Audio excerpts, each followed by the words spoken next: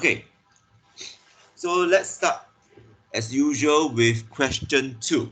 Okay, I presume all of you have done your tutorials already. So let's Yes, sir. Yes, yeah. Okay, so let's go down the list. Okay, so now question 2, assuming that you have a student phone directory in your local college and you want to sample 1,100 students. Okay, assuming that there's 4,300 students in the phone book, how will you do a random sample? Okay, so let's try Benjamin. How will you do it? Hi. Okay.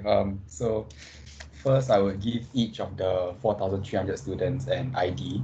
Give each of the 4,300 students an ID. Okay. Okay. Then I would refer to a random number table or random number generator. Okay. So then refer to random number generator. Okay. Table. Okay. Yeah. Then I'll use it like start randomly until I have 100 IDs. Start randomly. Yeah. Okay. So is there an easier way to do it? So perhaps we could start picking the 100, a sample of 100 students from the 4,300 students randomly after we refer to the random number generator. Sean, let Ben answer first, Benjamin. So the main thing is Ben. Your answer is correct, but how do you do that? Just mute your mic. Sorry, I need pause complete. Okay. Okay, so like what I mean by start randomly is like just use the random number generator, then I click until you get 100 IDs. Alright, so it's possible.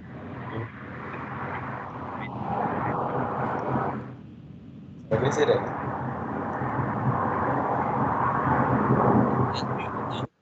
Okay, so you can do that.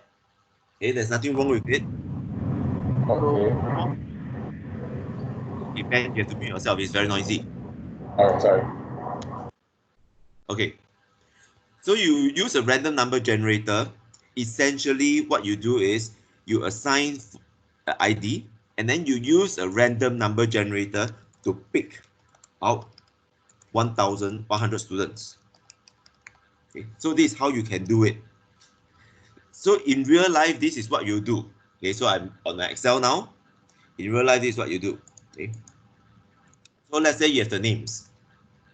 Okay, names of students. So you can go from A to B and so on. Okay, so let us just rather than names, okay, rather we just take the, let's say, student ID. Okay, so student ID can go from 0001 to 0002. Okay, so let's just take this. Okay, and then we kind of have a certain number. Okay, so basically we have, let's say, 1,700. Okay. Then what we do is we want to kind of randomly select 100 of them. So we use a random number generator. So this is my random number. I use a random operation, REND, and that gives me a set of random numbers. Okay. Then all I have to do is copy, paste special the values. Then here I sort out my data. I will do a sort on the numbers, so from smallest to largest. So I just pick the top 20. So this will be the 20 students I select. Okay, that's how you use a random number generator. Okay, so far, all right?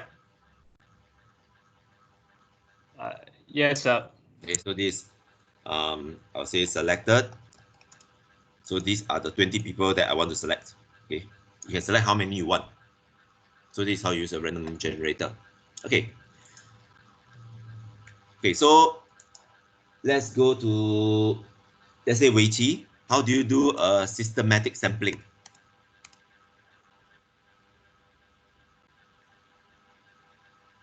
Wei Qi, are you there?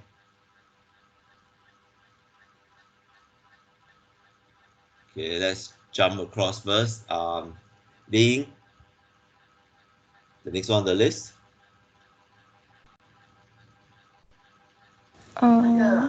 Systematic, right? Yes, all right. I'll order the subjects and select every case subject. So the population is 4,300, right? Yep. So 4,300 divided by 100. 4,300 divided by 100. So that gives you 43. 43rd. Okay. So if the first subject is 5, then select every So 5. how do you find that the first subject is 5? Oh, that one I'm not very sure. Okay. So let's say if you, for example, if you start with 5, start with 5th person, okay, then you select, it's actually, so the next one will be 48 lah, 48, yeah. 48 and so on. Right. So how do you start with this 5th person? This 5th person, basically you can take 100 and then draw lots, draw that, which number from the 100. Okay, so you start off with a random number. You can do that. Make sense? So here, right, how do I know I start with 5th? Since I have 100 to play with, so I can start with any random number. I can use again, a random number generator, use a random number between what? I can between the first number all the way to just a random, the 50th person. Okay? So I start with the 9th person here. If I do this again, the next time I do it, I can start with the 19th person. So the starting point is different. Okay, so let's say I start with the 9th person, or even to make our life a bit easier, right? Start with the 10th person. The next one we do take is the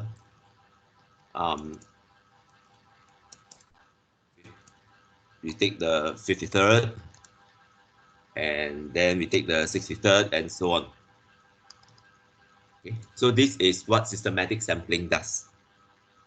Any problem with these two methods? Actually, tutorial 2 is all about sampling. Okay, you have to know all the different sampling methods, or the main 4 sampling methods you have to use. Okay, so systematic sampling and random sampling is quite a bit different. Okay, quite often, can somebody, okay, let's go back to Wei Qi. Can Wei Qi actually tell me when do we commonly use systematic sampling? Think of a scenario that we use systematic sampling in, let's say, in the lab or in industry. Wei Qi, are you there? I don't think we have a WC in the class. There is, because it's on the name list. Okay, so how about you answer? Somebody, when do you use systematic sampling? When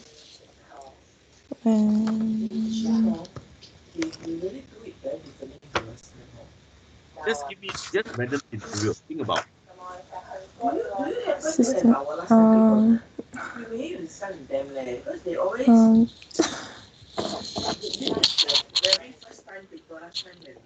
using a survey. Survey, okay.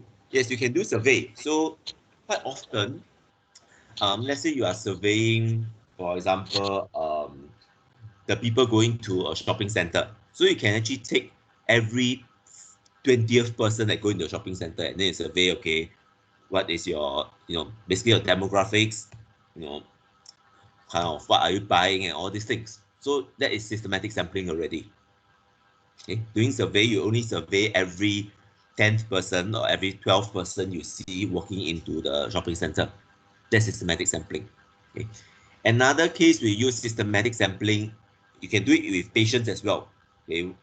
How every 10th person that comes to your clinic, or in factories, we actually use it to sample, for example, every 1,000 bottles of Yakult that come out from the machine. Okay, that's systematic sampling. So you got it? Ding? Yeah, thank you. All right, so let's do the next question.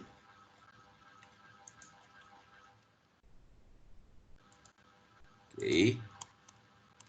Okay, so here, hold on, the layout is just terrible.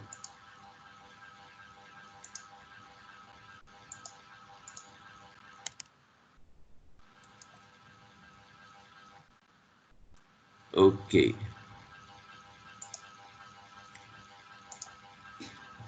Okay, so question 3. In a company, there's different age groups. So explain how a stratified sample of 200 staff can be obtained. Okay, Felicia.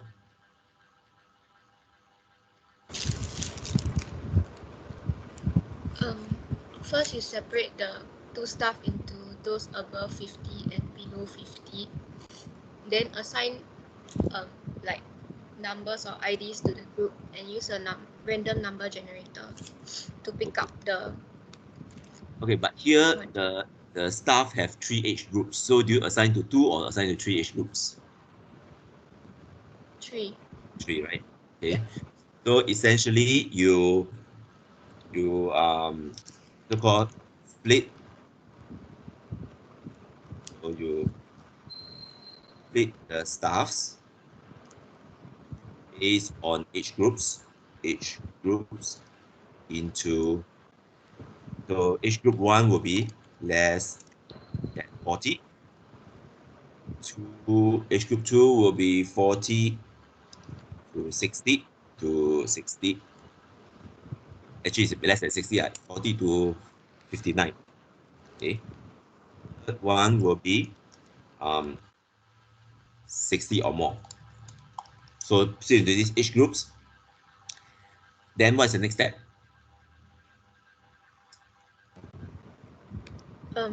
Assign like random numbers, numbers and IDs to the 3 different groups. Okay. Then use a number generator. So how many do I take from the less than 40 age group?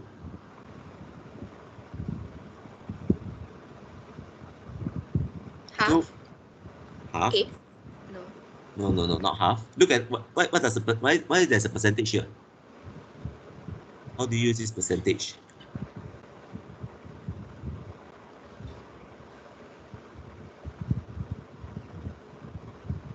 You're almost there. Yeah. You're almost there. So instead of how you do a random sample of those that's less than 40, correct? But how many are you supposed to take? Equal amounts from each group? No. You have to take based on the number of proportions. Okay. So here is from less than 40 years old. What you do is you randomly sample. So how many you need? You 0.38 times 0.3 times 200. So in this case, you need to take 76. Understand what's happening? Yeah. Okay. So same thing for the rest, right? So for it's 59. So for 40 to 59, you randomly sample. So it's 0.4 times 200. So you need 80 from there. Okay, so it's like within each strata, you do a random sampling. Okay, then here will be for more than 60, or let's say just use the same term, 60 or more. You randomly sample, here will be 0.22 times 200, which is equals to 44. So this is how you do it. Okay, you cannot use the same equal numbers because the strata is different. Okay. If you use equal numbers, right, that means one third of each one, you are over sampling those age 60 and above, under sampling those age for the other two groups. Okay. All right, Felicia? Yep, thank Okay. you. All right. So the next one is, what kind of sampling plan do you think it is? So 4A, to survey opinions of to survey opinions of the customer. An airline made a list of all the flights. Okay, so make a list of all the flights, randomly select 25 flights, and all the passenger in those flights. It means all the passengers in the 25 flights. In the 25 flights.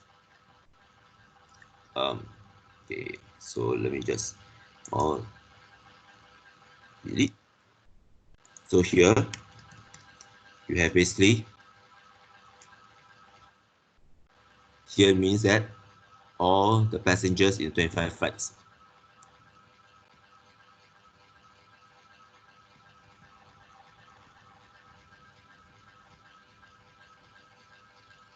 Okay, fill up the survey. Okay, so Ihan, what kind of sampling is this? Is it cluster sampling? Since Cluster sampling.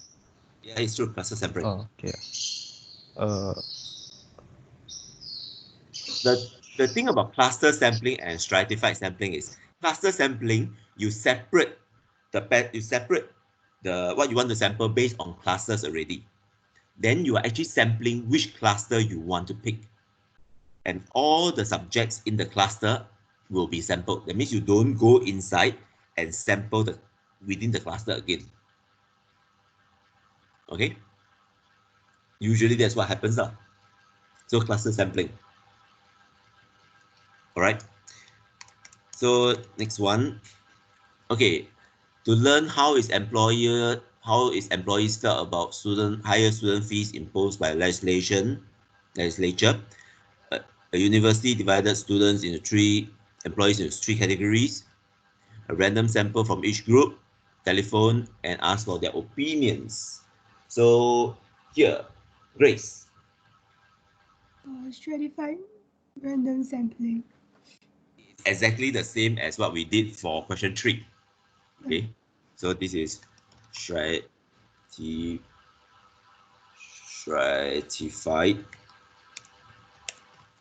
random sample. Okay, good. Okay. Now, variety store wants to know, is consumer willing to pay a higher price for computers and so on? A store hosts an interviewer, collect random sample of 100 opinions by asking the next person who come through the door and until finished. So what kind of sampling is this?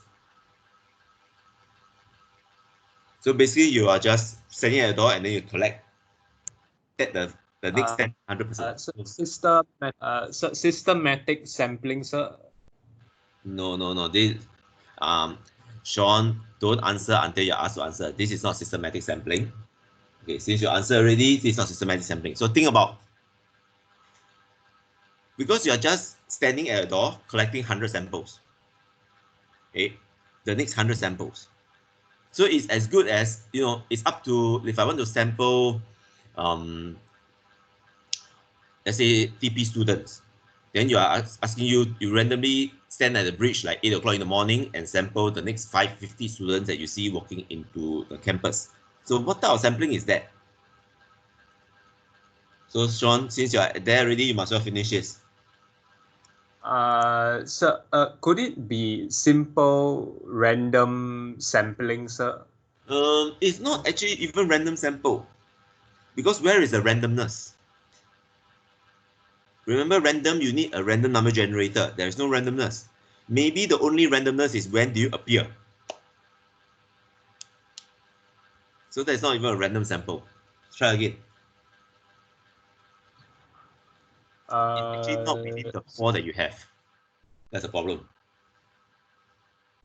It is not within the 4 sampling methods that we taught you. Sir, may I ask, could it be quota sampling, sir? It is a form of quota sampling, but that's not what we are looking for. Okay, the real thing is this is what we call as a convenience sample. Okay. Convenience sample, basically you just grab whatever you can have. It's almost like going to a pond. You have a net, and then you just sweep a net in the pond and grab whatever fish that you have. That's called convenience sampling. This is also known as haphazard sampling. It's a very poor sampling technique. Okay?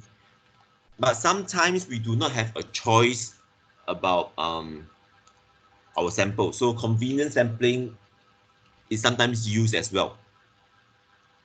Okay? To make it more systematic, how do you actually improve this method?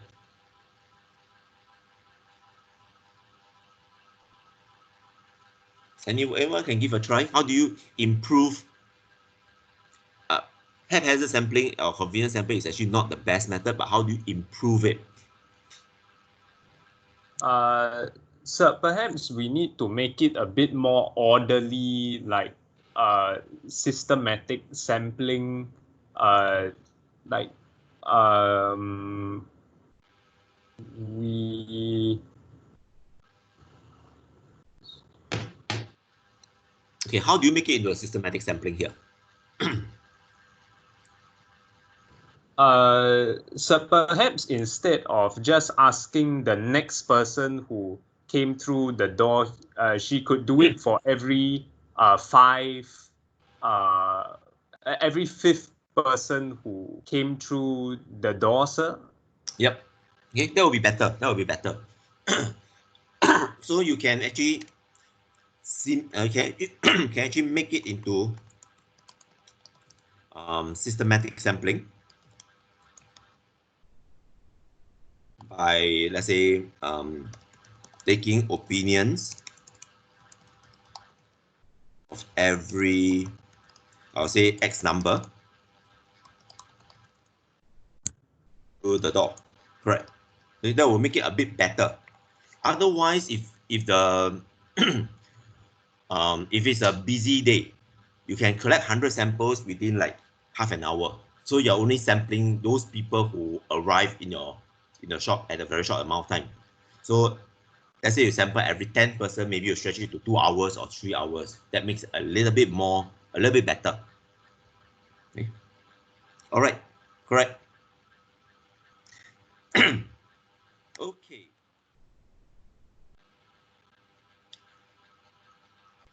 All right, so why not the next few of you, when I call for you, you tell me what is the steps, what is advantage, and what is the disadvantage. At least give one advantage and one disadvantage.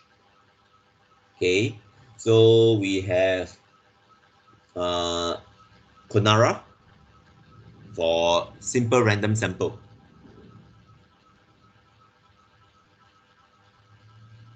The steps is give each person a number, then use a random number generator. Okay, so that's basically what I've done in the Excel spreadsheet lah. Right. Okay, so what is the advantage and disadvantage? Short time taken and it lacks biasness. Okay, so which one is the advantage, which one is disadvantage? Both is advantage. Okay, then so disadvantage is short time need taken. a large sample size. Time taken. This actually, you need a large sample. Actually, sample sampling can be used for small sample. In fact, small sample is suitable. So the disadvantage is not so much about you need a large sample. Okay. So one of the disadvantage that is this: you tend to what you call it? You lose out the minority. Okay. So if the sample if let's say the random sample is only 1% of the total population, okay, so the minority, those less than 1% of the population, may not actually be sampled at all. Okay, because your sample size is not large enough to actually have one subject of those that is very, very rare. Okay, so losing out the minority is quite often. Okay, so for example, you will see this when you do your hematology. So hematology, you have a, let me go to here. Let's say in your blood, you have your cells, right? So within these cells, there are different types of cells. You have your leukocytes and so on and so forth. One of the cells that is very rare to see is this thing called your basophil. Okay, basophil is quite rare because one drop of blood may not even have one basophil inside. So if you are looking under a microscope, your blood smear, right? You may actually miss out this guy because it's so hard to find. Okay, you may need, let's say, 1 ml of blood before you see 1, 2 or 3 basophils. So this is a minority. You lose them out quite easily. Okay. All right. Any problem with the advantage and disadvantage? The main thing is you have to look at the disadvantage. Whether can you handle that? Will that affect your studies? Okay, so for systematic random sample, we have Hugh.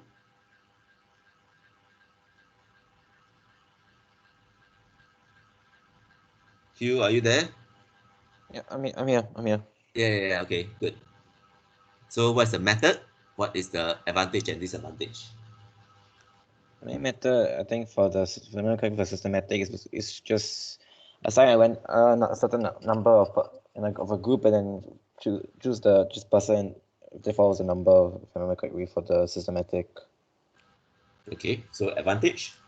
Advantage, I think it's short time as well, because you don't need to search too hard. Just you need short time, not so much. Okay, but so tell me a disadvantage first.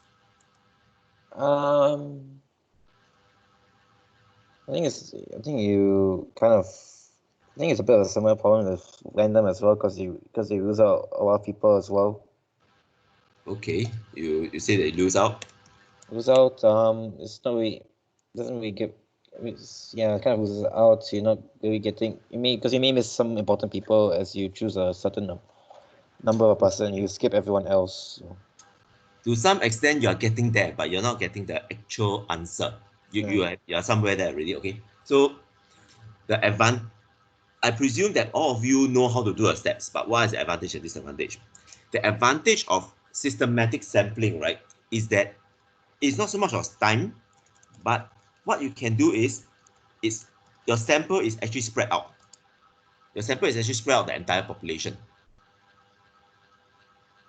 Okay, so if you are not gathering those that is at one time point, you're actually spread out over different time. Okay. The only problem with systematic is there is this issue called periodicity. If the sample only appears every X number of times, you can over-represent it. Okay, so let's say if I were to ask you this question, okay, I want to find the average. Let's say I want this question: average type. Average type in Singapore.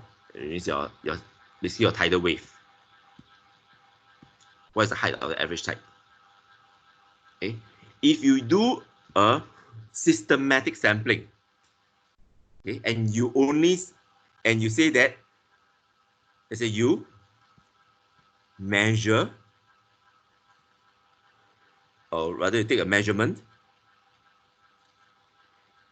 and you say to take the measurement every 12 hours to make your life easier, or every 24 hours, will you actually have a problem? So Hugh? Yeah. Okay, because why?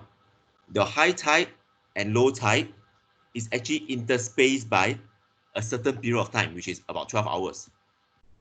Correct? So if you take every 12 hours, you're taking the high tide all the time, or the low tide all the time, or somewhere in between. So it doesn't give you the kind of, if the period is exactly the same, then you're over-representing something. Makes sense, right? Yes, yeah. Let's say you want to do this properly, you have to take, let's say, every 2 hours.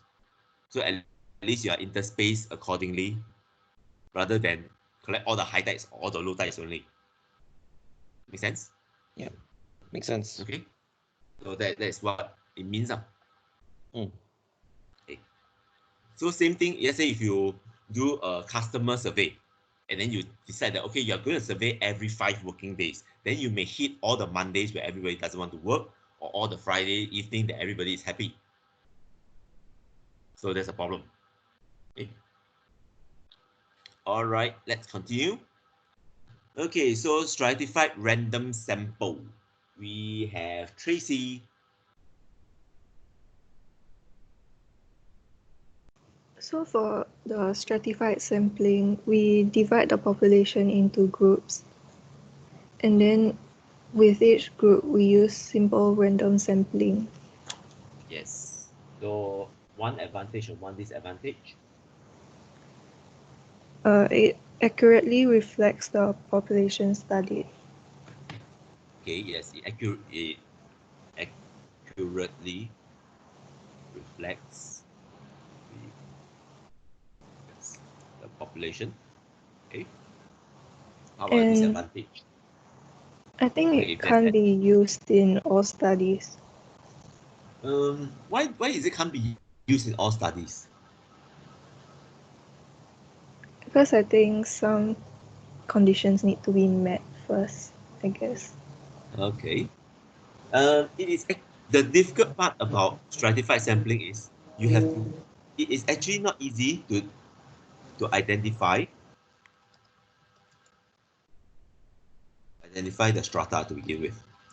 Okay, the strata is actually not easy to identify, especially if you do not know how many groups there are. Okay, so for example, you want to sample, let's say, the diet of Singaporeans. The strata should be males versus females, or by ethnic groups, or by age, or by the housing they stay, or what, or a combination of everything. So it's actually quite hard to identify the strata. That's a problem. But once you identify the strata, stratified random sampling, you can actually study the strata. So you can actually study, is there a difference? Is there a food preference between age 20 and below versus age 30 and below, 20 to 30 and so on? So you can study that. In this case, you can identify a population, and then you can actually study each individual strata easily. That's provided you have pre-identified the strata. Okay.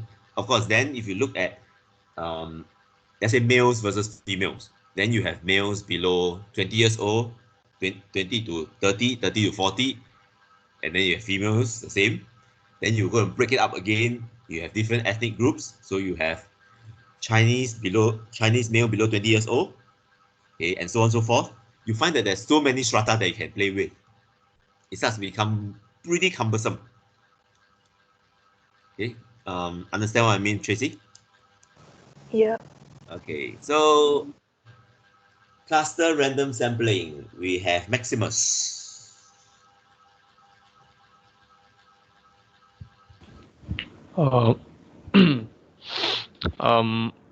For cluster sampling, you need to divide the population into clusters so that, and make sure that the subjects are not homogeneous. Okay, so what is the advantage? it requires fewer resources for the sampling process? Yes, I can accept that require fewer resources. Okay, the reason why, okay, resources. Okay, so I'll let you finish first. Sources. Okay, the disadvantage. The disadvantage is more higher chance of bias sampling. Yes, higher chance of bias. Okay, so can you explain why there's a higher chance of bias? Because if your cluster reflects the entire population, then Mm-hmm. it will have a one-sided. In a way, yes. Can you give an Yeah. example to explain what you mean? One example.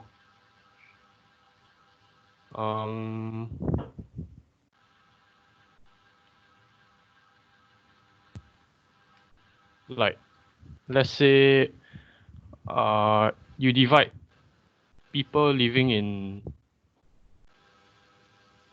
No, cannot.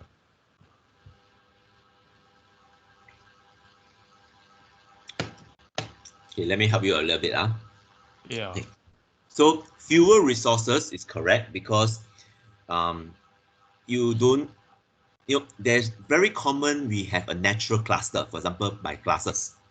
So by classes is a natural cluster already. So you only need to say, okay, you have, for example, in ASC, we have, let's say, 40 classes per year, per batch. Okay, so let's say the whole 3 years is about 120 or 150 classes, 120 to 130 classes. So I'm just randomly select by classes than the thousands of students. So it makes easier. I just tell your care person, okay, I need to survey your entire class, rather than telling who I need to survey in your class. Okay, so fewer resources, easier to sample. But there's a higher chance of bias. Okay, it's easily represented in this case. Let me just show you. How many of you during your secondary school time, um, or even primary school, your classes is actually divided by your grades, essentially. That means you have a top class and then you just go all the way down. How many in your secondary school does that, or primary school does that? Anyone?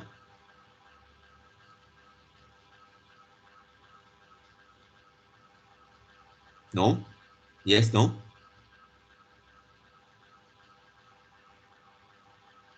Okay, so let's say, remember we have the 25 flights. So I have all the flights. The question just now, right? Flights, and then I sample 25 flights. So flight number 1, flight number 2, and so on. Okay. So essentially, I have to make sure that all the flights are, I try to be consistent. I cannot have all the flights that is, okay, let's say, for example, until, let's say, 25. Okay. If what happened if my flight number 1 to flight number 20 are all regional flights or budget flights. Okay. Will I have a bias already?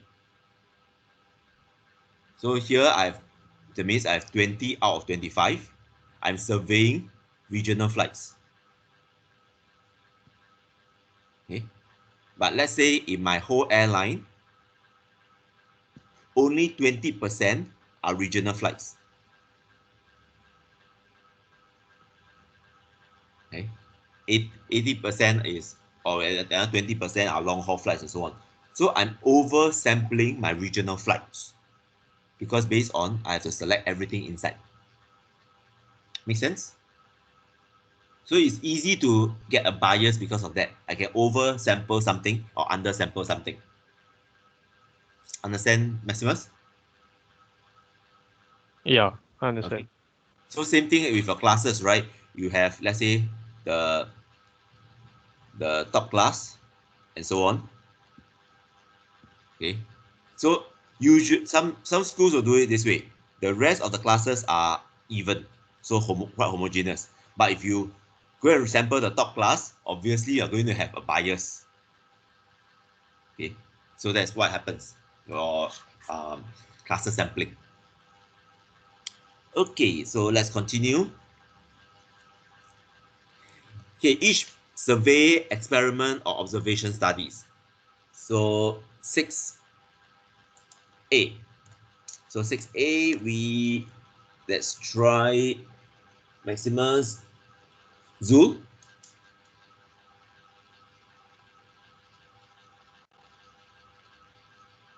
Zul. Are you awake, Zul?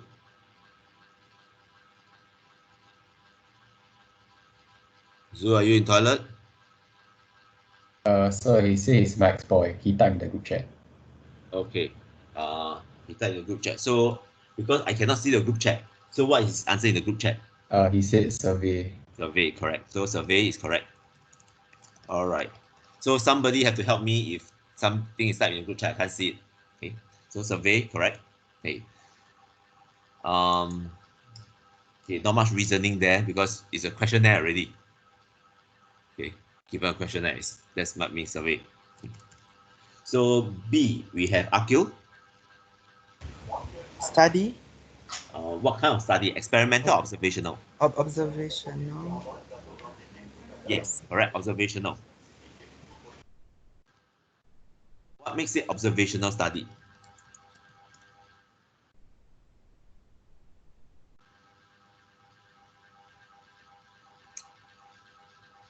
Okay. I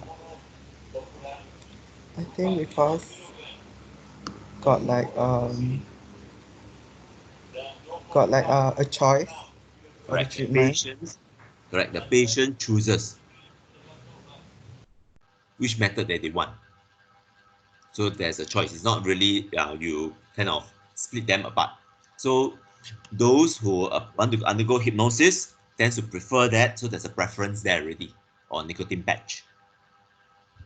Okay, so there's a preference to a method rather than if it's experiment, right? The patients will not get to choose. So you are randomly just thrown to either hypnosis or nicotine patch. Okay. All right, correct. So 6C. 6C, we have Heiko.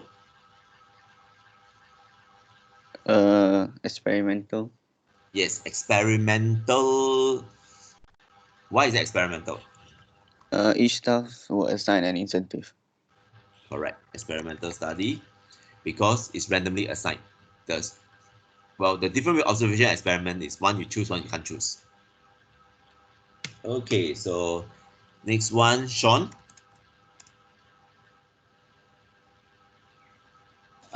So is it observational study for 6D? No, it's not observational. Try again.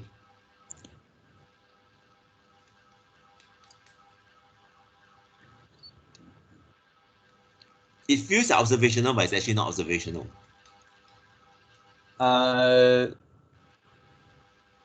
So is it more of a survey? A survey. Right, it's a survey. Okay. Because there's actually nothing to observe. You are just reviewing the figures. Okay, so that makes it a survey. So it is a bit close. Observational study and survey is very similar to each other. It's easy to mess it up. Okay, so 6E. Let's see. How do I pronounce your name? Siva? Call you Siva? Ranjini. You have to be a bit louder. Ranjini. Ranji. Okay, Ranji. Ranjini. Ranjini. Yeah. Okay. Okay, what kind of study is it? I wrote observant study. Correct, it's observational. Oh. It's observational study because okay, now I'm hearing my own voice. There's no experiment to it. So you are just looking at the data as it comes along. So it's observational. Okay, last one. Danielle? experimental studies. Experimental study. This one is quite is because you're assigned to two different groups, so that makes it experimental. Okay, good. Okay, 7. Now 7 is a bit long. Assuming that an activist in Singapore asks her followers on Twitter to respond to the question, you can do it all over again. Will you have children? Okay, over 10,000 response, mostly no. Okay, a columnist wrote the article claiming that 80% of the respondents claim that they should not want to have children. The editor of a news article seeks your advice whether he should publish. So what are your recommendations?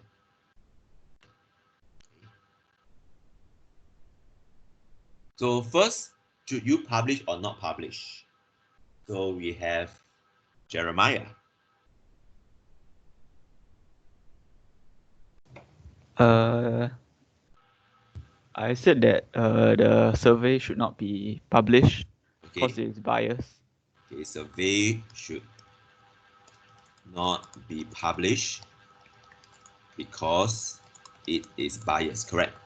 So where is the bias? Where is the biasness? Cause the survey was conducted amongst only her followers. Yeah, so her followers are usually people who subscribe to her opinions, right? Yes. Yeah, so you're actually surveying one side. It's almost like asking you, or rather, it's almost like asking all the people going to a McDonald's restaurant and ask them whether do they like McDonald's or not. I mean, that's oxymoronic. Makes sense, right? Yes, sir. So the followers are usually subscribers to the activist ideas. Okay? So that's one thing. Okay, then what is another biasness?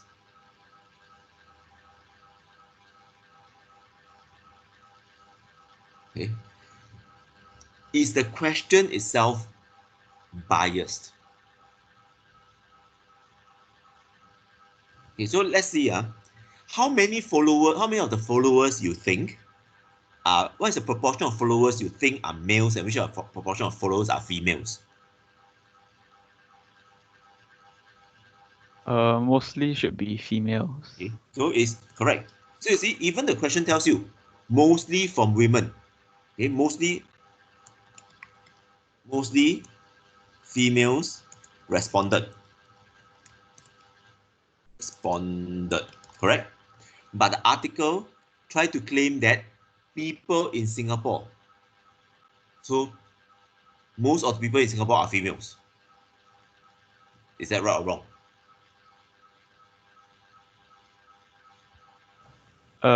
Yeah, mostly from females. Females, right? But the article actually wrote that 80% of the people in Singapore. Okay, so it's female responded, but article claims to be representative of people in Singapore. Okay. Which are I would say about 50% males, 50% females. So if the article claims that 80% of the females in Singapore wish that they do not have children, is more correct. Because you see, these two, you survey mostly females, but then you claim people. So that's a big bias. All right. So these are the two main ones. Then remember, what is another level? What are some of the other biasness? Okay, so let me just ask you, how many of you here do not have Twitter? Do you have a Twitter account? Or hardly use your Twitter account? Do you think that poses a biasness? Yes, because if you don't have it, they may have similar views to the person, but they cannot respond because they have no Twitter. So yeah, right. So the respondents are those with Twitter account. So you have a few levels of biasness. That's why you should not publish this article. Okay, so all the answers are there. Okay, let's see. Come back to the last question already. Okay, so here you are NEA officer, which is in charge of this Do the Mosey White campaign. You want to find out how the effectiveness of campaign. You conduct a survey. Okay, so AA, you decide a phone survey instead of a mail survey. Okay, what is the advantage? So just now we have Jeremiah. How about, let's say we have Weeping? The response will be quicker. Okay, yes, quicker response.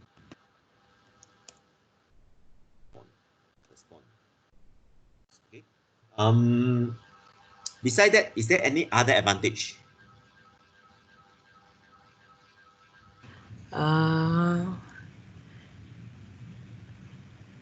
Which one is more costly?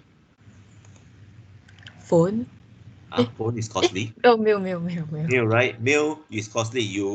How many times when people ask you to do a mail survey, they have to provide you with an envelope for you to send back, right? So you need two stamps already. Yes. And how many of you, if it's not important, you fill up the survey and end up not going to the letterbox to send it off, right? So it's cheaper for phone and actually more convenient for phone as well, because people like me, unless I have something important to post, I seldom go to a letterbox. Go to the what you call it, that big letterbox to post my stuff. So it's a problem. Okay, I can fill up a survey, but then I forget to post. Okay, so that's what you have. Okay, so B, what kind of data it is? So here I'm looking for things like nominal, ordinal, interval, or ratio. So Jia En, Ordinal. all right. So just one word, ordinal.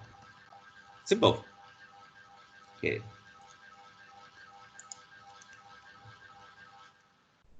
Okay, so if you are asked, okay, why not you do the next question as well? Since a convenience sample is obtained only consists of young couples. Why is the results not reliable if it's only a convenience and it's only young couples? Because they should take into consideration of like elderly couple or like those people who are single and stuff like that. Okay, so it's basically not representative. Yeah, it's not representative. Not representative, and it's actually you can even say that the proportion is very biased. Very biased. Okay, unless you only want to survey whether is this campaigning works for young couples, that's fine. Okay, but you cannot use only young couples and try to extrapolate everything. So how about even those people which yeah, okay, so this is one thing. Okay, there's actually that makes a disadvantage for mail surveys. What happened with those really elderly people who may still be illiterate? Because phone survey, you have a different story. They may speak a dialect that you have no idea what they're talking about. How many of you actually speak dialect at home, or know which dialect group you are from, and able to speak it?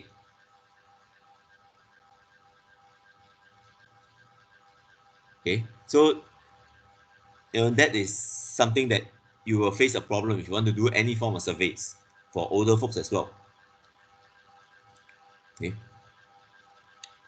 All right. So how will you carry out a systematic sampling? Okay. So just now Jia En is Jia En Hui Ping ah? Jian. Jia En. Okay. So you answer already, right, Jia En? Yes. Okay. So Jianing, you are down with the last two questions. Oh, okay. Yes. So firstly, you will like order the subjects, then you select every 150th subject. Okay, so correct. You order the household,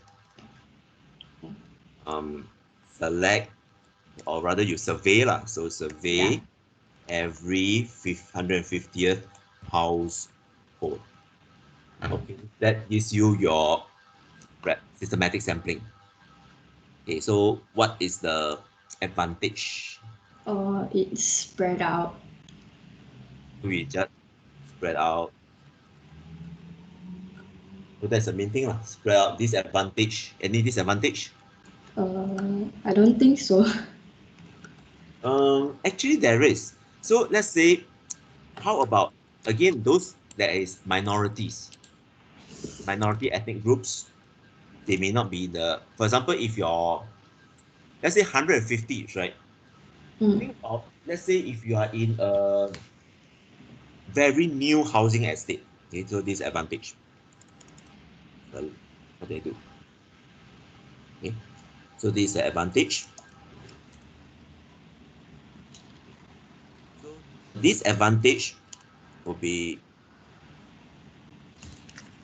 the what you call it, lose out on minorities. So if you go to a pretty new estate, for example, Congo East, okay, that's a rather new estate. Do you think that there are more young couples or there are old couples? More young couples. More young couples, right? So if you survey every 150, you may actually miss out. You may actually find that you miss out all the old couples, which is maybe like only 5% of the household. Got what I mean? On the other end, if you go to very mature estates, like for example, let me think, like Queenstown, you may actually miss out all the young couples instead. Yeah, so this is a problem. Okay. So this is why if you have the data, stratified sampling is always better, unless you don't have the data. Yeah, okay. All right. Any problem so far with tutorial 2? Any questions? May I ask regarding question 5 about the advantages and disadvantages of simple random sampling, sir.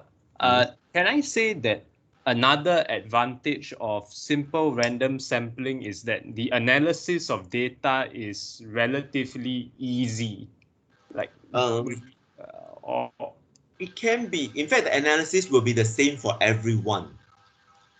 Just that for simple random sample it seems to be easy because you don't have to care about the stratification.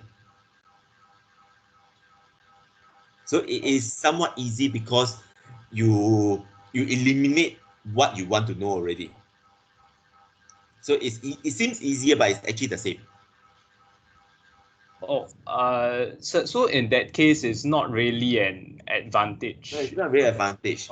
In fact, to some extent, if you twist it the other round, it may be a disadvantage already. Okay. So can we say that an advantage of simple random sampling is that it is free from bias?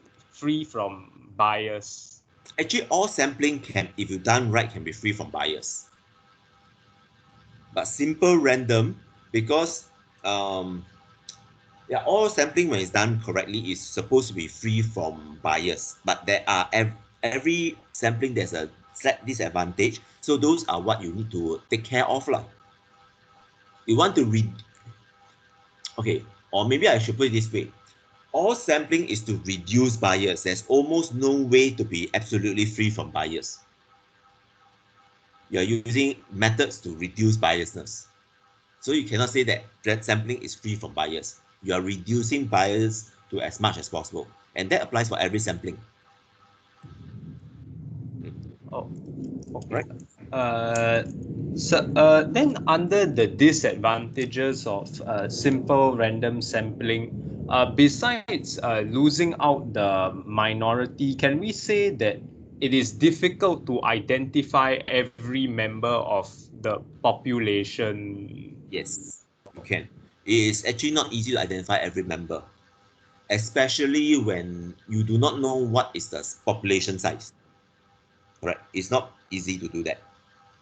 Okay, so let's say if you are sampling people in Singapore, because all Singaporeans, we have ID, your IC number, or your foreigner ID number.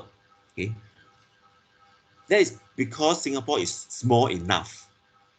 If you go to other countries, you go to just even Malaysia, there are such people whereby they are called the unregistered people, which means that there may be villagers who, they do not report childbirth. There's actually no records of them. Okay, there are still cases whereby, let's say in Borneo area, they still found new tribes. Although it's very, very rare now, they still find one new tribe in the last 10 years, which means that this tribe or this village is never in anybody's radar at all. So they don't even exist in any record. Then how are you going to random sample them? There's no way of doing that. Okay, so actually it does make sampling is not that easy. It's a science by itself and it's an art by itself. Okay. There's even a lot of discussion going through about how do you sample things properly. For example, if I want to take a sample of a blood, okay, should I take it from your finger prick, or should I take it from a venous puncture on your arm or your leg? Where should I take it? The best is I should do multiple samples, which means that in order to test your blood sugar, I should go and prick you 20 times. But how many of you want to be pricked 20 times just to do a blood test? Anyone interested? Anyone interested to be pricked 20 times to do a blood test? Ihan, are you interested? Depends. Depends. Okay. All right. Then we can put you for a potential pricker or pricky. Yeah. So if anybody who want to do blood test in class, you can go and find Ihan maybe. Yes, actually you can do that. Okay. If you're not afraid of pain and not afraid of needles. Okay. So it is always a big problem trying to do sampling in a lot of sense. All right.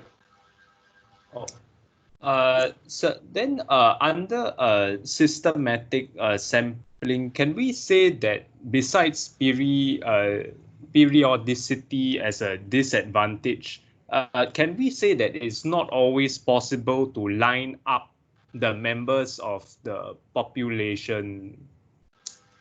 Okay, so that is, in a way, yes. For example, if you for example, you survey the shoppers, okay, so it could be a bit tricky. Let's say you survey shoppers, you may not, the shoppers does not come at a regular interval.